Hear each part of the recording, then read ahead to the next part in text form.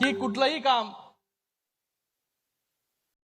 आजोबा बोलले बाबा आमच्या इकडे 2 दिवस झाला कचरा साफ केलेला नाहीये, तो करा. मी बोललो पहिला खासदार जो आहे अगोदर फक्त रेल्वे आणि BSNL एवढ्या पुरतच जे आहे मर्यादित असायचे. आता जे आहे लोकप्रतिनिधी म्हणजे लोकांना असं वाटतं की सगळी कामं जी आहे. मगाशी आमचा रवी पाटलांच्या ऑफिसमध्ये बसलो होतो तेव्हा त्या काकांचा परत फोन आला ना. तर मला वाटतं कुठलंही काम जे आहे छोटं नसतं मोठं नसतं. प्रत्येक काम जे आहे ते आपण केलं पाहिजे. त्याच्यासाठीच लोकांनी जे आहे ते आपल्याला निवडून दिलं असं मी समजतो. आणि 2014 नंतर की या शहरासाठी या लोकसभेसाठी चांगल्या गोष्टी केल्या पाहिजे याची सुरुवात केली.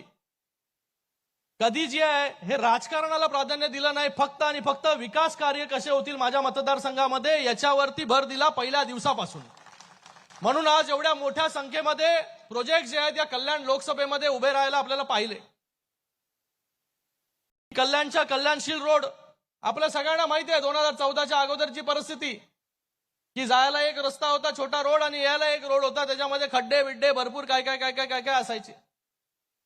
मग नंतर शिंदे साहेब जे MSRDC मिनिस्टर झाले, नंतर हा रस्ता जो आहे तो MSRDCला हस्तांतरित केला आणि नंतर मग या रस्त्याला लागणारा निधी जो आहे शिंदे साहेबांनी दिला आणि रस्ता जो आहे 6 पदरीकरण झाला.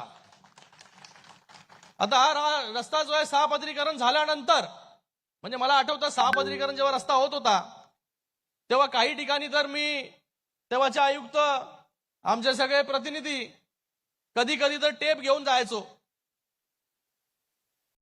असे देखील दिवस जे आहे आणि हा रस्ता जो आहे 6 पदरीकरण झाला.